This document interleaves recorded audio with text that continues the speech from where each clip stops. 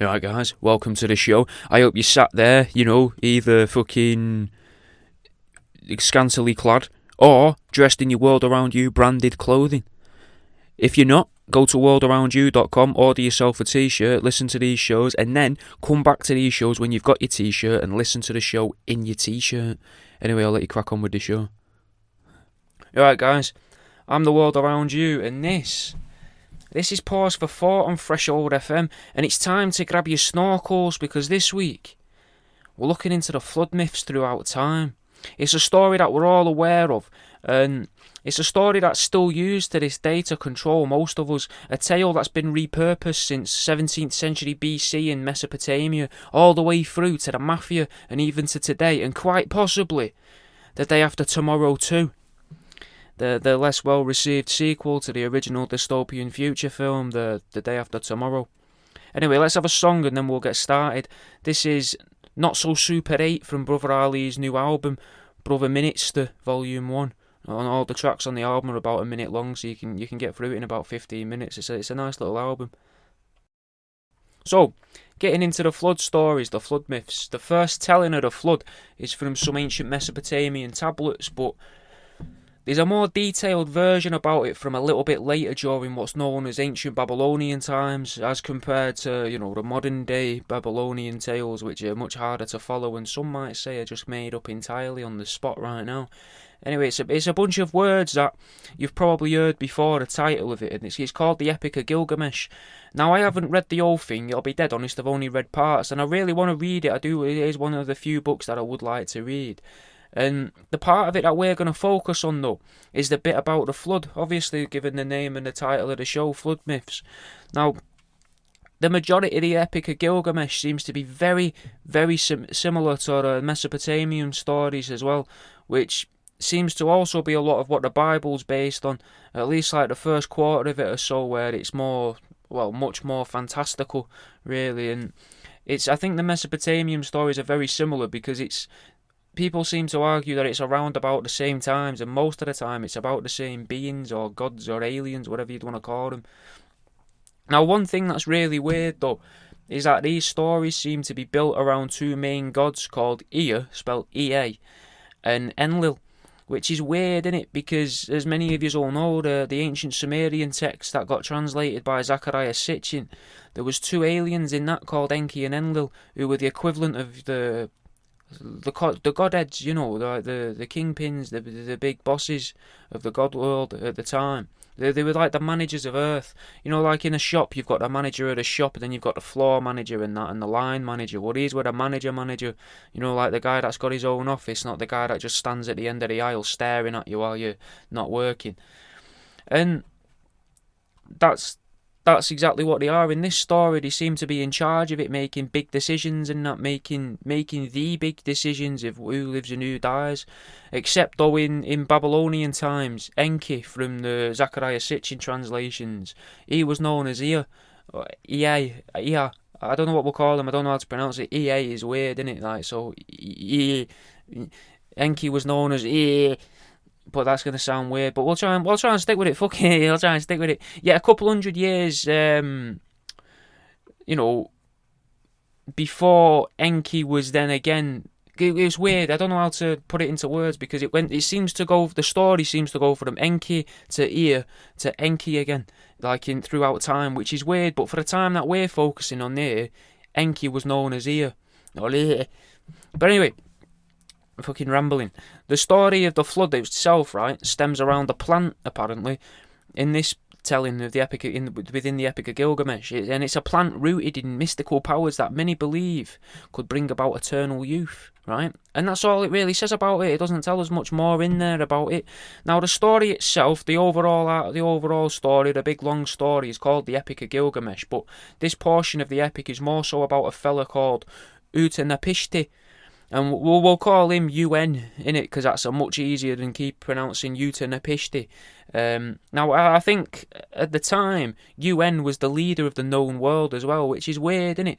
Although Gilgamesh himself was aware that the flood was coming because he was told by Ea, which obviously is just Enki, and the flood was coming to destroy the human race as well. We need to know this because the flood was coming because humans had become annoying, innit, with all the noise that they were making, and they were making a bit of a commotion and that, and fucking Enlil didn't like it, basically. He wasn't keen on all the noise they were doing. So he's like, you know what, I'm going to fucking kill them all, fuck him, you know. But, yeah, they don't want them all to die, you know, so they were pretty keen on some of the people, you know. They liked some of the people. They didn't like them all, so they were all happy to get rid of some people. But, yeah, decided that Enlil should probably let a few of them live, right?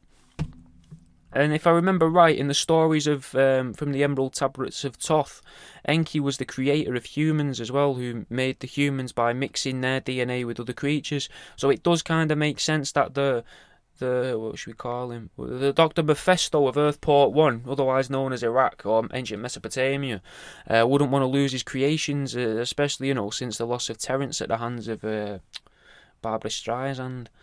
Anyway, in the story that was told to Gilgamesh at the time, the UN heard the voice of Ea and was instructed to build a boat.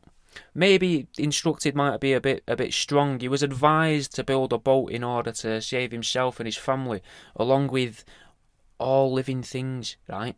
Which is a job and a half, innit, really, you know.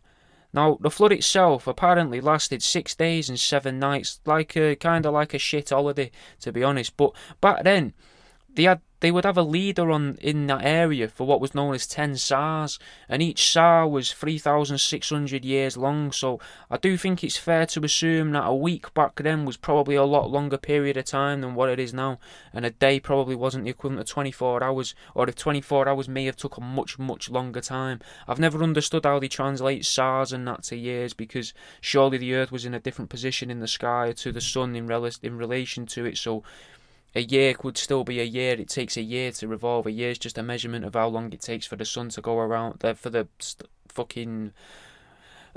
year is just how long it takes the flat Earth to move around the sun. In it at the end of the day, but we won't go into flat Earth. This is more so hollow Earth territory, realistically. But we'll get into that later. And anyway, there's loads of fucking conflating facts as well surrounding the animals that were saved. Some stories seem to claim that I think it was 7 clean animals and 2 unclean animals. And I'd guess with them stories as well that the unclean animals were a cow and a sheep of some description, bovine and fucking, what the other one? Bovine is sheep, innit? Bovine is cows. What's sheep? I can't remember the name for sheep that ends in iron, but either way, irrelevant. Now, they sacrificed a minute as a sort of way to appease the gods before they were able to find land, which probably unnecessary, to be honest, because he still started fucking around with birds and all. But all of that's irrelevant at the minute anyway. What seems more important at the minute is this boat, innit? Because a boat could easily mean a ship or just something that floats, right? And I put it to you, listener, that floating thing is the moon. Right? I've said it before in past episodes, but it makes sense if you think about it. The moon is fucking well away from the water, right? So it's safe from the water, and the remaining humans left on Earth now seem obsessed with reaching it and going to it and stories about it. I also think it would probably be big enough to house most animals from Earth, especially if we was to take into account, you know, how many animals you can fit into a small space if you really wanted to. Because just before I try and explain, you know, exactly, I mean, think about, right, if you really wanted to, think about how many kittens you could force into a shoebox, just as one example. But if we take into, like, current regulations, at least in the UK, you can keep 9 chickens in a free-range farm for every square metre, right? So you can get quite a lot of chickens in a free-range farm. But they can manage up to 30,000 in each barn somehow, because obviously these barns must be massive. Now, just imagine if that was some form of battery farm, right? Now, if that was a battery farm, that's about 8 birds per 30 centimetre by 25 centimetre block or cage, right? And you could stack them as high as the ceiling. And you can have that ceiling, mate, as fucking high as you want, mate. You could make it as high as the Tower of Babylon so it just touches the heavens itself. And then you could fit fucking loads in. But let's pretend we're not doing that. Let's pretend it's a regular sized barn, right? Now, that means you can get at least 64 birds per every every metre cubed. Now, I know chickens are small, innit, but think about it, for this ark, for this boat, they only needed 2 of each breed. Plus, a lot of animals as well are also a lot smaller than your average chicken. So stashing all of these creatures inside the moon doesn't seem very unlikely at all if you think of it that way. They could even be fucking subdued, mate. Now, I'm not trying to brag, innit, but I reckon I could fucking knock out a chicken. So I reckon some guy from thousands of years ago who's going to be much smaller if fucking so-called scientists are to believe, and that we've gotten bigger over time. That means probably chickens have gotten bigger, but the equivalent of something the size of a chicken proportionally to us. I reckon when we were all little people, back, 7,000 years ago, or fucking however many SARS ago that is, 2.5. I reckon even back then, mate, even as a little person thousands of years ago, I reckon I could fucking knock out a budgie easily, mate, and stash him in a box and throw him in the moon. Well, maybe not throwing him in the moon would be the easy bit, but knocking out a load of fucking ducks and stuff and shoving them in a crate. Piece of piss, mate. I could do that now. I reckon I could probably knock out a duck with me blindfolded. If you put the duck in my hands, mate, dead easy. And you could do it as well, listening. And even if you're thinking to yourself, oh, but I don't have all my fingers, oh, I don't have both hands, fucking get creative, mate. You could hold it in one hand and fucking headbutt it with with your head, obviously. Anyway, distracted, right? But if they are all knocked out and unconscious, right, that's going to take up a lot less space in the boat, in these boxes. And there's even a good chance, right, that back then there was a lot less animals in existence, because if we are to believe quote-unquote scientists, when the moon was manufactured and built for this purpose, evolution had much less time to happen, so we wouldn't even have as many animals as what we have now. Anyway, animal-wise, right, we do know that Utenapishti had a fair few birds in his menagerie. I was going to say repertoire, but menagerie is better, isn't it? Maybe, there's a good possibility as well he even had birds to spare, because he was using them to test if it was safe to look outside. And this also proves, right, that it was difficult to see out of the boat that he was using and that he built, meaning, right, that there was no windows. Now, I don't know if that proves they didn't have the technology for glass or plastic or windows back then, or if it just means they didn't have windows built onto it, because you wouldn't see it as a necessity. There's a flood coming, a window's just, something that could leak. And, you don't want something that could leak on a boat, do you? Especially when you don't know how long you're going to be on it and this flood's like nothing you've ever seen. A porthole might be useful, because you can see underwater, but I don't know if it would withstand the pressure. But they may not have known about this 4 or 5 SARS ago, like 12,000, 14,000 years ago. And I've actually, it just adds credence as well, more idea to the belief that it probably was the moon, because I've never found any records anywhere, right, of there being windows built into the moon as we know now. It also gives a lot of weight to my theory about the week itself, that they were talking about the flood being in an old time measurement, just like cubits was an old measurement of distance, because the birds that he used were a raven, a dove and a swallow, right? Now, your average raven, when I looked it up, takes 22 days to hatch from its egg, and a dove takes about 15 days, and a swallow is around the same time or so as a dove. Now, it's a bit, you got to guess it a little bit here, but if we take all of that into account, then it's going to take about a month as well for them to, in total, let's say, maybe a little bit over a month, for the birds to be able to fly and be of use to Utenapishti UN, so I'd guess it at about a month and a bit, but They must have been breeding these birds on the boat as well for UN to be so comfortable to spare them. Because if he wasn't breeding these birds and like Noah he'd only brought 2 of each animal onto the boat, why did he spare the raven, the swallow and the fucking dove?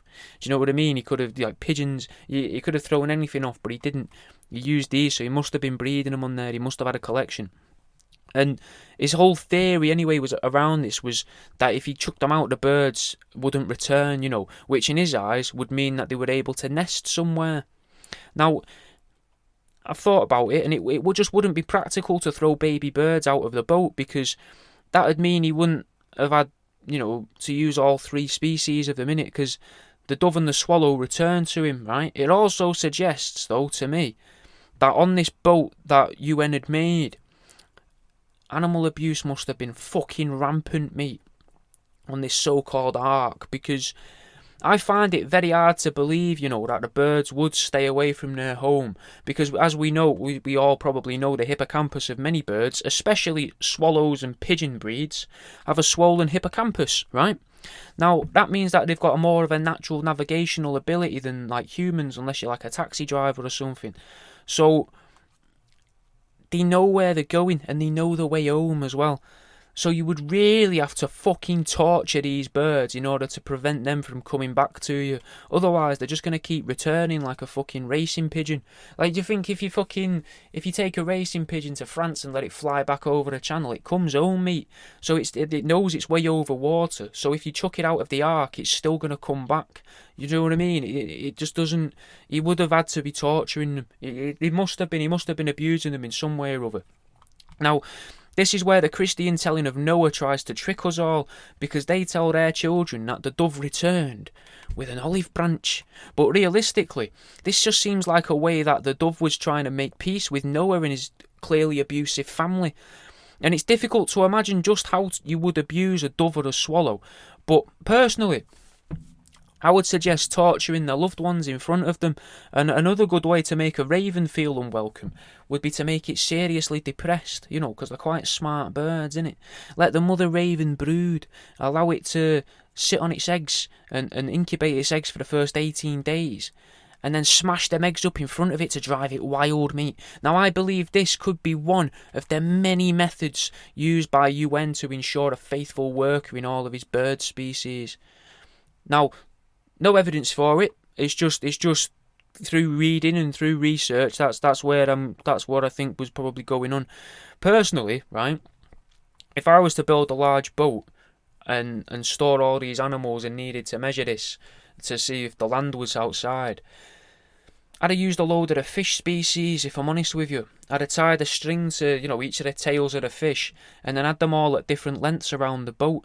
All the strings, because it must have been a massive boat, right? Imagine the size of the moon, mate. That's massive. Imagine all the fish you could tie on strings at different inch gaps and drop them into the water and just let them fucking... Because they'll swim for a bit and eventually they'll start drying out, won't they? Right? You'll start notice your fish are dying when you're pulling up the strings, right? And you start them at a foot long. You pull out the one at a foot long, still alive, drop it in. Give it another couple days. Pull it out. It's dead. It's suffocated in the air, right? Then you'd be able to work your way through all these fish to the desired length on the thread, where the water's resided enough for you to be able to return to normal life, right? I mean, you could also do it with frogs if you wanted to. That's a possibility. But if you really wanted to gain more space on your boat, then I imagine you would just use the larger mammals and do it in a reverse method. So using various lengths of line, you throw over the giant sloths, the woolly mammoths, the dinosaurs, and other creatures overboard that take up a lot of space until when you pull them back onto the ship, instead of them just being wet and angry or shivering, or maybe even just drowned and dead, you pull up just the leg. Because obviously the creature's spread itself across the ground beneath the boat once you've finally dried out the water beneath. But it's always easier to tell someone how to do their jobs, especially, from the comfort of your own living room. Anyway, let's have a song. This is Rise of the Machines by Jedi Mind Tricks. So, UN's Raven, right, never returned, and he took this as a sign that his abuse had been worthwhile and disembarked from the ship, and immediately he made an offering to the gods. Now, this offering got the interest of the Mother Goddess, who was, not distraught, let's not say distraught, but disheartened by the deaths of millions of what I think were her humans, and probably concerned that the rest of the humans were all going to stem from one family and all, because obviously being a goddess, she was fully aware of the problems caused by inbreeding, which is something that we learnt about in last week's episode with the ancient Greeks, and the episode before that in the ancient Egyptians and creationism. Now, this goddess, the Mother Goddess, she wore a necklace made from dead flies and claimed to be Utanapishti's she claimed to Utanapishti that necklace was always going to remind her of the dead humans, which is poetic, you think, but it's because of the way that the people floated on the water when they died resembled the necklace of dead flies that she wore on her chest. And if you would like to wear dead animals, dear listener, on your chest, I've currently got some dead crabs in necklaces available from my website, World Around You. worldaroundyou.com. That's worldaroundyou.com. Not all the gods, though, were sad because, the death of the humans and that, they didn't really seem to care the rest. The one that originally tried to eradicate all the humans, Enlil, he was pissed off because some of them had survived. Now, it was at this point that, or Enki, as he was later known and then otherwise known, he confided in Enlil that there are other ways, that you can control the populations of the humans, and we can keep the numbers down, And it's easy to imagine how you do it, because you do it through taxation, disease, famine, and maybe as well by keeping just enough water around from the flood to stop people from working together and growing in unity all at once together.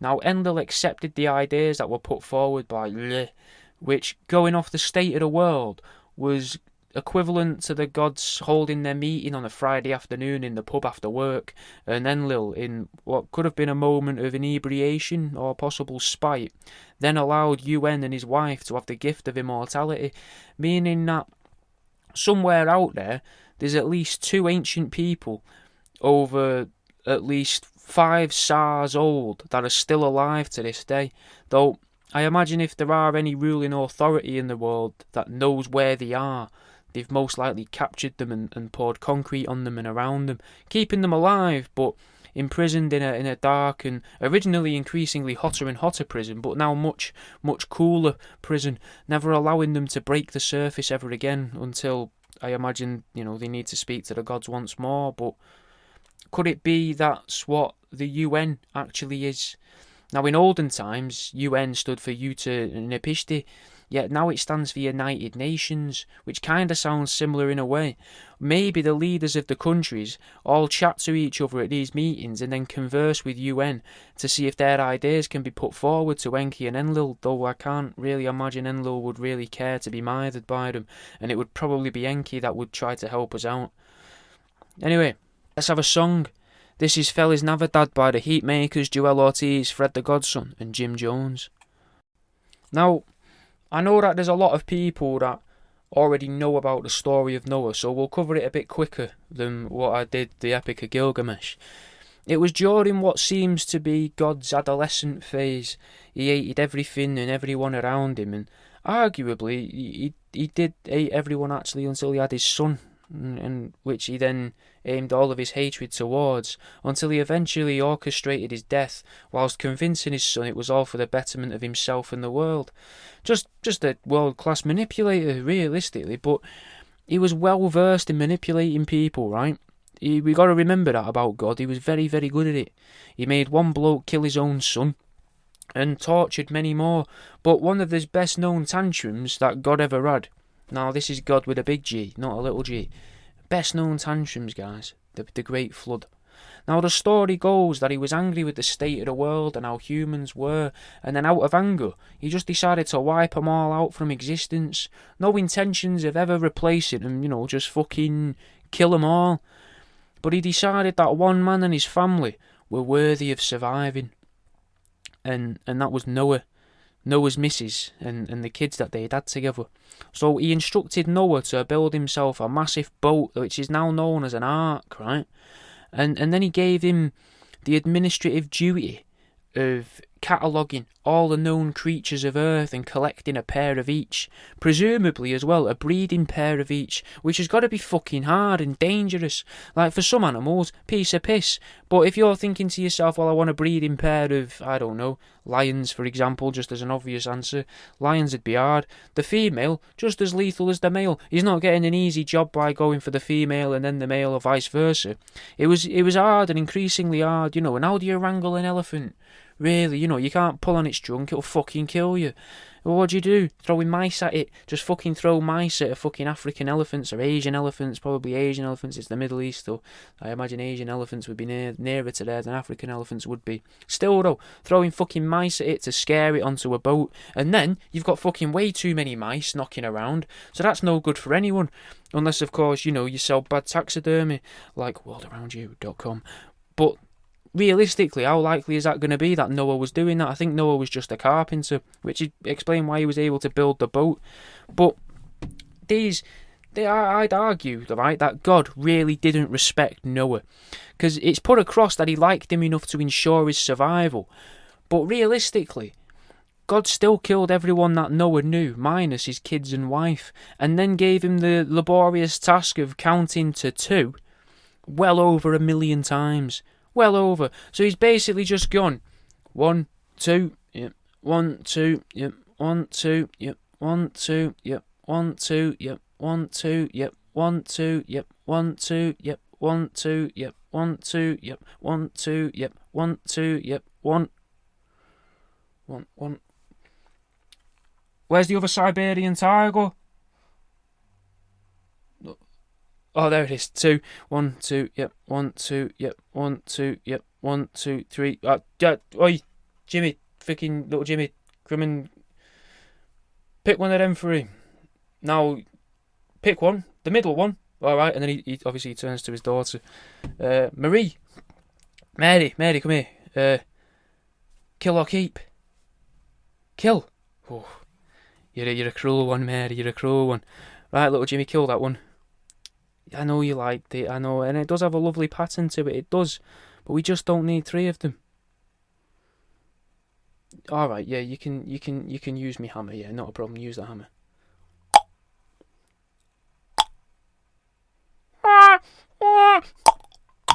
That'll do. That one got it. Yep. 1, 2. Yep. 1, 2. Yep. 1, 2. Yep. 1, 2. Yep. 1, 2. Yep. 1, 2. Yep. 1, 2. Yep. 1, 2. Yep. 1, 2. Yep. Fucking boring, mate. Fucking boring thing to make someone do. It's cruel. It just seems like he wanted to drive Noah crazy, innit? And I'd say he did everyone else the favour by killing them all, but he then punished Noah the most intensely out of everyone.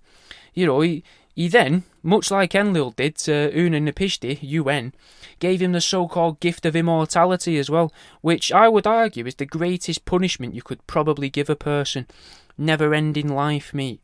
Watching the whole of human existence and whatever comes after it, you know, whatever that may be, robots, machines, single-celled organisms rising up and becoming people. You don't know.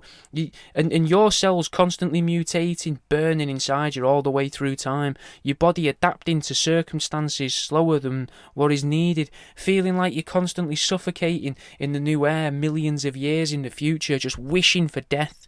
No one ever believing you either, that you're the Noah from the stories or you're the fucking UN, the original UN, you know, no one would believe. An outcast, out of time, true torture, mate. Fucking God ain't a nice guy, mate. Now, I think Noah's flood lasted 40 days and nights, I think, which is a time frame that gets thrown around a lot in the Bible, because Jesus also had a 40-day fast in the desert where he met the devil and chilled with him for a bit. And then Noah, right, after the flood started to end, Noah then started throwing birds out of the ark in the hopes that they would deliver a message. Initially, he started off with the penguins. He threw the penguins overboard, but they never returned. And he started with the rock hoppers and finished with the emperors, but none of them returned. As it turned out, they could swim. And they didn't know this because they were living in Mesopotamia time, you know, that sort of area, Iraq, and that. They weren't used to penguins. They didn't know what they were capable of. They just seen them hobble on, had wings, beaks. They can fly. No, they can't. They just swam away. And that's how, you know, the penguins ended up in such fucking huge, vast distances away from each other all around the southern hemisphere, you know, because they were just dropping them out of the ark during these, what we could probably call experiments. You know, and it also adds to the idea as well that the world actually did flood out from the hollow earth, because penguins are, like I say, mostly in the southern hemisphere, and the access to the hollow earth is in Antarctica, which is in the very bottom of the southern hemisphere. And if they'd flooded the hollow earth under the rule of one leader, let's call him God or the King as what he's supposed to be known, then they would eventually just float out of that hole in this boat or moon, and that allows, you know, the hole being the hole at Antarctica, just to be clear, and, you know, the hole that allows other people, like the Nazis, to go into the hollow earth. But, I mean, that's just a theory. Anyway, the penguins went first, he chucked them over, then the seagulls, then the pelicans, but they just floated around the boat waiting for the waters to disappear. They'd grown quite attached, because Noah wasn't into abusing the animals like Una-Napishti was. One seagull picked up a piece of floating detritus and brought it onto the ark to try and build a nest. But Noah thought this was a gift, and that's where he got the idea to send out a land-dwelling bird. He also allowed the seabirds back into their boxes with the loved ones on the ark, because this is where he got that idea, great idea, and he wasn't an animal abuser. And this is also from the seagull bringing this back in and being able to go back to his wife, his seagull-y wife. This is where we get the phrase, one good turn deserves another. Now, scholars are actually contested as to whether he sent a dove or a raven, but we know it definitely wasn't a macaw, as there's no record of him ever using the Amazonian species to his advantage. In the most mainstream stories, he chucked a dove off the boat, and after wafting around at it with like an old broom handle, it eventually flew off and later returned with a piece of an olive branch. Now, whilst waiting though, Noah had started to get upset in it because well, I lied. I was trying to pick him up, but he had actually started abusing the animals on board the ark. And initially, it was just for fun to pass the time. He later recounted in his biography that the animals would strike curious poses. When speaking about the torture using the hot coals, he explained they'd feel the heat. And that he regretted having the butterflies all tied up. He never expected the dove to return, because whilst wafting it with the broom handle, the dove squawked an unusual squawk, and as it took off, he claims he shouted, "Don't make me chase you," and turned to his son and told him, "Even doves have pride." Later that night, the dove returned with the olive branch and cooed gently outside Noah's bedroom door as he slept. He awoke and told his wife, "Listen. Fucking listen! That there. This is what it sounds like when doves cry." The next day, Noah and his family started dropping off the animals where they could, and then they decided that it might be a good idea to dump all the more dangerous ones out the way of the Middle East where they resided and lived the normal days, and dumped most of the dangerous ones off in Australasia and Africa. Let's have a song. This is The Realist by Benny the Butcher, Green Lantern and Heem. Just a minute, guys. I just wanted a little calm advert for you, a little calmer advert. And if you're like me, a pseudo-intellectual, what you might enjoy are my books. You've got Uneducated Guesses, where I found a load of big words I don't know the meaning to, and then tried to work out what they mean by breaking down the syllables and drew an illustration for each one. You've got How to Date an Antique Table, A Lover's Guide, which is a book that will tell you how to get your end away with an antique table, complete with how to find an antique table, where to take an antique table on a date, like you could take it dogging, you could take it to the cinema, you could take it for a picnic, and some chat-up lines as well, like, "I know I'm drunk, but you look absolutely canted." And even then you got some pictures in the back of some of my taxidermy and that as well. And you've got my third book, More You Know, which is a book of very well-researched fake facts. Just a book of lies, basically. And some of them were suggested, as in topic-wise, were suggested by some of the people from TikTok. So you might, even if you took part in that, you might even have your username on the first couple pages of that book. Anyway, if you, like I say, if you're enjoying these, you might like the books. And you can get access to the books through Patreon or through my website. Or fucking let you crack on with the show, guys. The flood myth itself still gets perpetuated to this day as well. Every kid, right, is taught about the dangers of the ancient floods. There are stories all over the world, but we'll focus on the English-speaking world for now. But just to mention, there was a few from China, quite a few from the Middle East. There was a couple African ones. There was North American ones, South American ones, European ones, and more in the Far East as well. But we will stick to the English-speaking ones because I know what they were saying. So a lot of English-speaking people are in some way or other all Christian as well, and they all know about Noah and the stories about him, and the flood and how it decimated the world. But I think that's just made up in order to be able to control children as they become older. Because think about Greta Thunberg, for example, or Al Gore and the other environmentalists. They're all obsessed with the idea that the end times are coming. And ever since a little kid, I've had it drilled into my head by teachers and by the telly that we're all personally responsible for destroying an environment we've only just been born into. And that destruction is going to cause the fish to rise up against us and wash away our beaches and cities until we're all underwater. Or much like, if you remember the Mother Goddess's dead fly necklace floating on the surface of the expanded oceans. The idea of water killing us all or being the end of people as we know it, that's a trope that gets used a lot, innit? For example, think about the mafia expression, sleeping with the fishes. It means that they're going to drown you.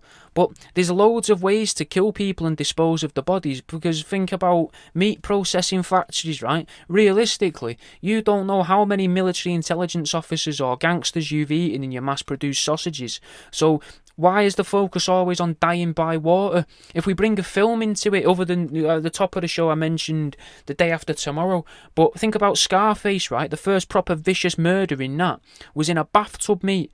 In Psycho, mate, one of the main scenes in Psycho, in a bathtub. Water, a place where people are usually submerged in water, drip feeding it into our heads. That submersion in water is going to ruin us all, going to kill us all, that we should be scared of being underwater. Again and again and again, it's death and water. It's a thing that is being repeated to us in everything and everything you watch. A lot like how genetic splicing is in every TV show in one way or another. The moon is in every TV show in one way or another. The fact that there's some emphasis on there being a genetic splicing facility inside the moon is in everything that you watch, especially kids' films and that.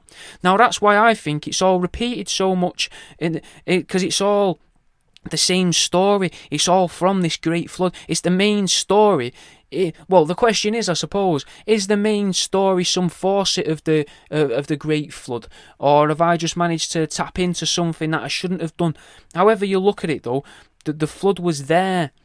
The flood is here, and it will come again. Another Christian belief as well is that we can wash away our sins, and that's what the global warming myth's all about. We've all committed crimes against the globe by using antiperspirant and driving cars, but the water's going to come and wash us, the sinners, away. Let's have a song. This is Jim Jones with 3 Cuts. And that's all I've got for you this week. I'll look more into these other flood myths and I'll get back to you with them eventually, and I'll try and get my hands on some books as well about the Anunnaki, and we'll cover that soon. I'll be back tomorrow night with Jimmy Budd at 7 PM for Truth Seeking. You just have a listen to Truth Seeking, give that a search, and later today Jimmy will be on as well on Threshold FM with Jim will Mix It. I'll fucking see you in a bit, guys. Thanks for listening, man. If you enjoyed the show, you should probably go and try Truth Seeking. That's TROOF Seeking, as in like SEEKING, not like a fucking type of helicopter. But it's me and Jimmy Budd, a comedian from the UK, from England, like me. Don't know why I'm saying it like that. Either way though, go and fucking have a listen. You can find 1 or 2 in the feed for this.